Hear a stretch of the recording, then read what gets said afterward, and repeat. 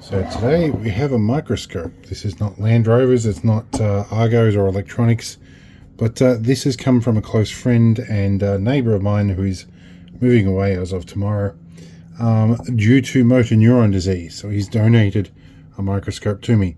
This one is notable in that it is identical to one that I picked up around about 1989, 1990, somewhere around about there. And these are student microscope. I used similar things at my high school, of all places. And I think that might have been where I got my original one, was the high school auctions. This has an adjustable slide rack here. The whole thing can tilt a little bit for ease of use. We have 3 adjustable lenses here, which are 4 times, 20 times, and 10 times, which are a multiplier on top of this objective here. We should be able to remove that. It does unscrew, as does the entire tube. We might be able to fit a digital camera in there at some point, but this does need a cleanup. It uses a microscope for illumination, and there are some different aperture settings in here as well, so we can work with that as needed. But yes, it does need a bit of a cleanup and a bit of a refurb. Okay, we've begun stripping it down for parts, or at least down to its base parts, and basically just giving things a clean up and an oil, laying these parts out carefully, and the grease and stuff is very old in this, and the oil is very not very good, so we're going to give it a good re-oil as well. Okay, we've just removed this little elevator here, and this is just this little tiny grub screw you got to remove there. And to get the mirror off, we took a very tiny flat blade, loosened this grub screw here, and it popped out as well. Grease and that still looks okay, but everything else needs a new lube.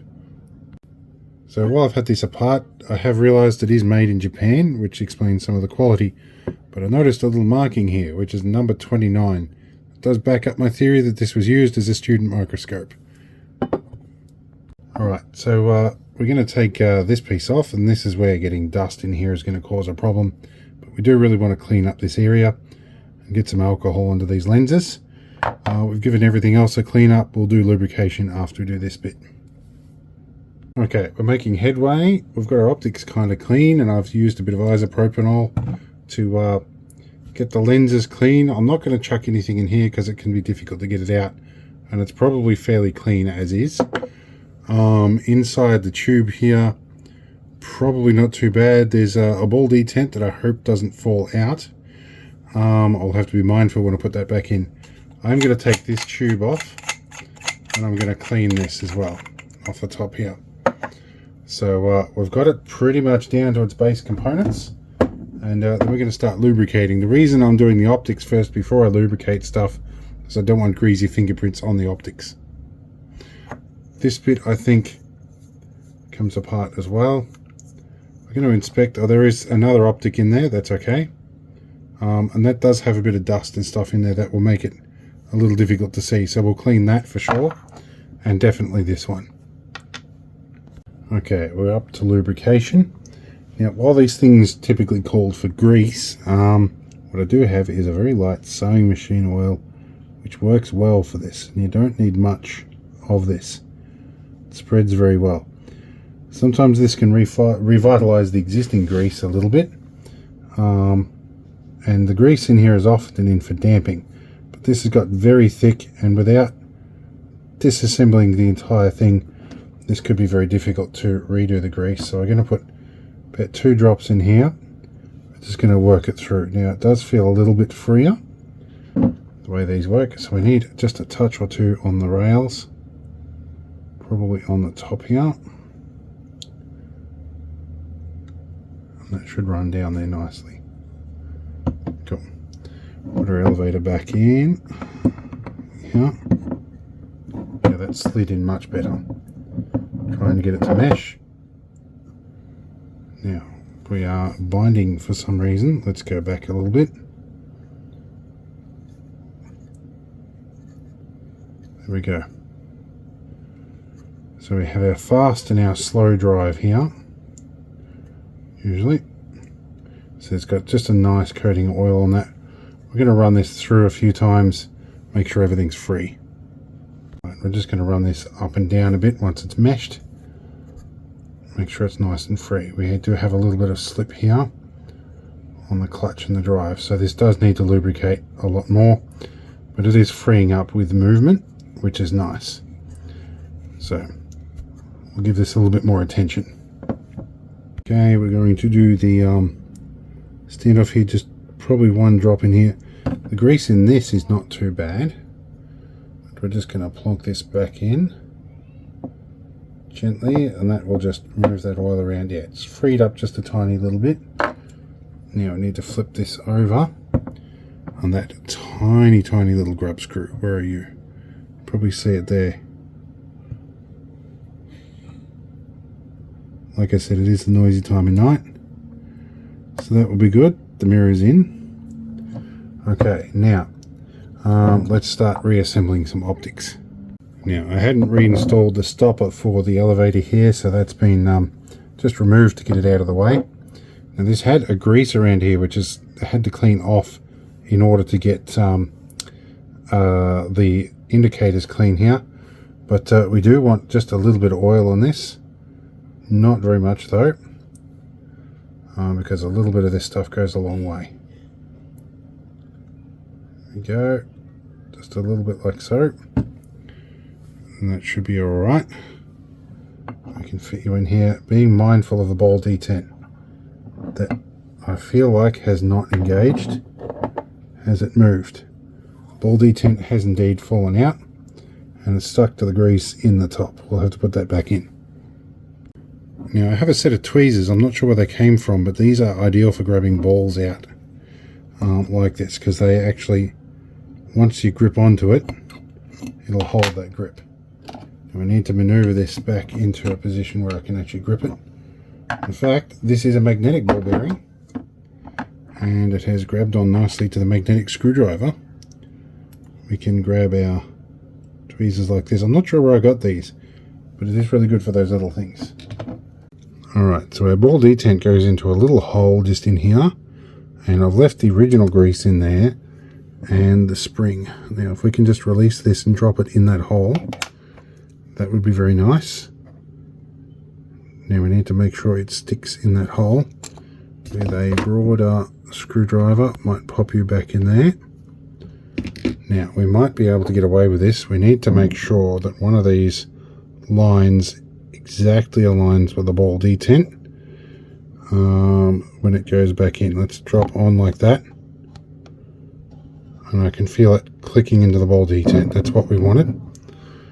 Now before we go too much further, we plonk this guy back in, and the grease on that is pretty good. I don't think I need to oil that. I think we're pretty good. Not over tight because it is sprung, just till it stops.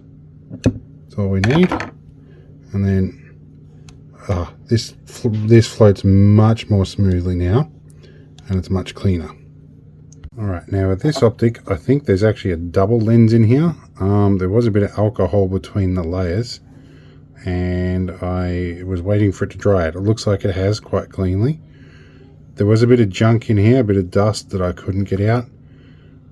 It's going to have to live there. It might be chips on the lenses. You can sort of see it in the middle here. If I zoom in a bit, you can sort of see those bits of dust there.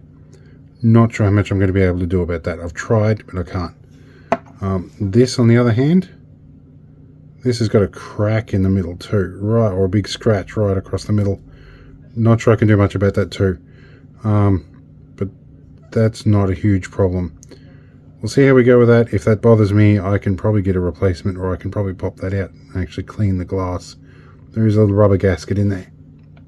Right, next step are these little fibro washers. These go in the base here to angle it, and they've got some really dry silicone grease on them, which I probably have some actually kicking around. But we might actually put these back in with a bit of conventional oil. Might be enough, because we're going to service it on the regular. So I don't think I need to clean these up too much, other than to just wipe off some of this old grease here that's pretty nasty. Okay, for this step, we use a little bit of grease that's left on there to stick that in there, and same on the other side. Well, not quite enough grease by the looks, so they drop in the side like that, and we drop that whole assembly into here. We're going to sit it up like this and wriggle in until things align, and then we can put the shaft through. A little bit of mucking around later, we got it nice and smoothly through. Now there are two nuts here. These I thought were initially plastic, but they appear to be either aluminium or brass. No, they're brass. It's blackened, and there's chunks of dry grease everywhere. It's like yellow snot. Now let's pick these up. A couple of brass washers here. So what we're going to do for this case is just a tiniest little bit of oil in here, and we're going to reattach that. Another brass washer on this side. Again, tiniest little bit of oil. Really don't need much of this stuff. It's kind of like putting together watches. There we go. I'll tighten that up later, but that is, now I can push that with one finger and it adjusts very nicely. That's good. Right, I do need to learn all the correct names for microscope parts. I think this is called the objective. I am likely wrong, and I'll get corrected in the comments for sure. There we go, that bit's in.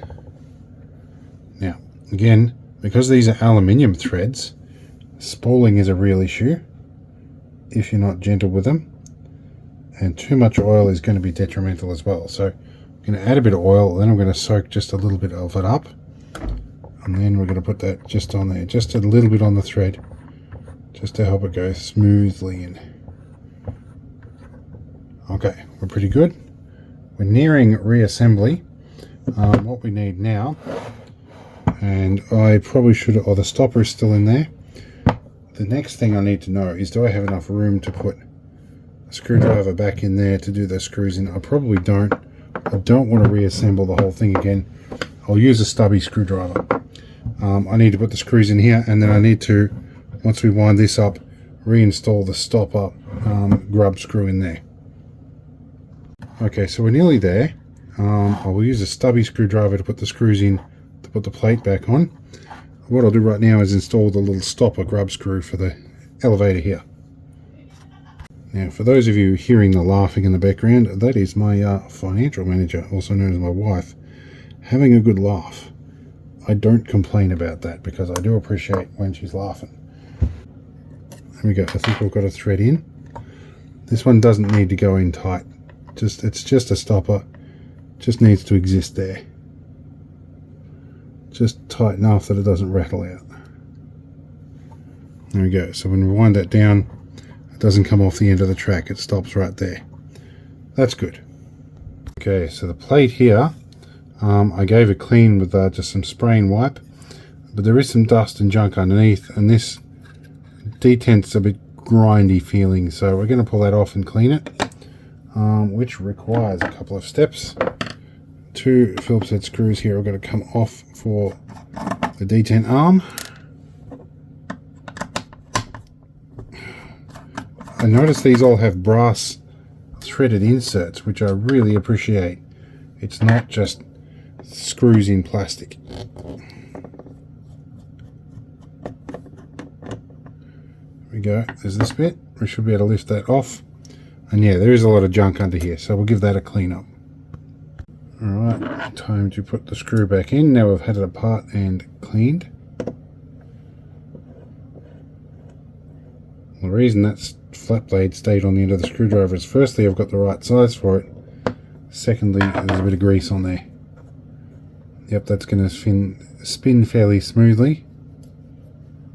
That's nice. Alright. Detent arm back in. Which detent arm could use some cleaning. That's probably some of the grindiness in there. Drop you back on. Work like this does also help maintain your dexterity when you have a nerve problem like multiple sclerosis.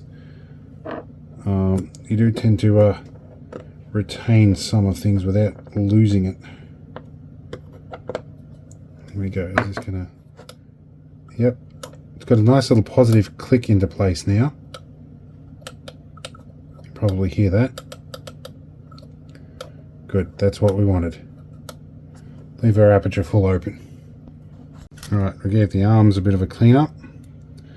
Then we stick a standoff under it. Position that one there. Position that one there. Now it does look a bit like there's rust pits in the top, or maybe not. Well, I guess we'll find out when the microscope is back together. We can look at the arms with the microscope. So, drop these down. Okay, pretty much the last part of this is putting our plate back on. Lay our scope back like this. Going to swing that arm around that way. Stubby Phillips on the go. Drop you back in here. We can see what we're doing with the camera. Good. So we're going to put a screw in like so.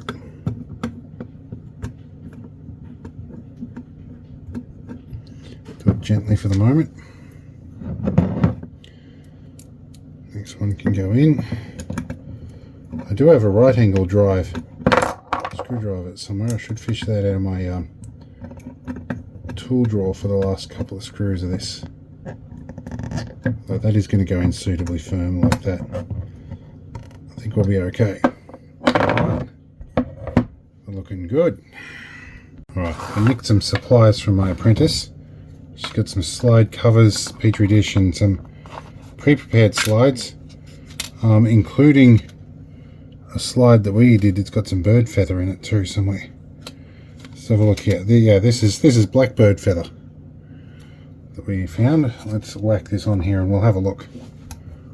One of the tricks I have for microscopes like this is I stick down a torch with some blue tack and we turn it on and we change this till we get some reflectivity in the back. Right, we can see with the camera here we have a really tentative position, but at the 10 times or 20 times scale you can see all the hairs of the feather interlocking together and the main style. If we do it right, we might be able to swap around to the 4 times, and I think this is 20 times. So this is pretty good. Hopefully I can get a digital camera onto this. Okay, so as time allows, we will come up with some sort of an adapter, hopefully to fit another camera to this, rather than just shoving my phone up against it. But that still does sort of work. Anyway, I'm going to say thank you very much to Ricky, and I wish this donation was under better circumstances. But it won't go to waste. We will definitely make very good use of this. I'm going to educate both myself and my apprentice about all the things that a microscope can do. So we'll leave it on this, and we'll be back with another video soon enough.